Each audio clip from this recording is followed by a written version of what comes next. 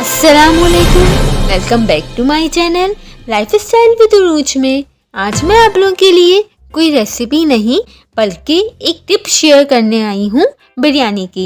Sunday को आपको पता है कि बिरयानी डे होता है, तो मुझे बिरयानी बनाते बनाते ये ख्याल आया कि मैं ये टिप अपनी यूट्यूब फैमिली के साथ शेयर करूँ। क्या आप लोगों के बिरयानी या पुलाव बनाते हुए चावल स्टिकी हो जाते हैं? अगर हो जाते हैं तो ये टिप आपके ज़रूर काम आएगी।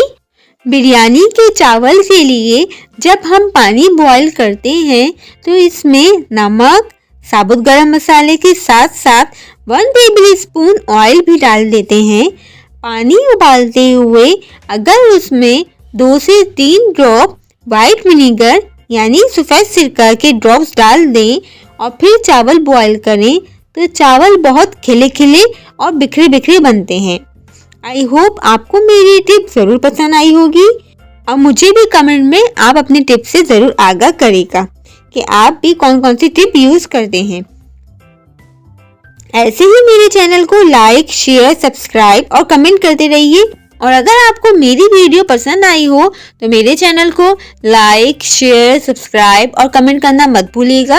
और कमेंट में मुझे ज़रूर बताइएगा कि आपको मेरी ये वीडियो कैसी लगी। अपना बहुत सा ख्याल रखिएगा, दुआ में याद रखिएगा। अल्लाह हाफिज़।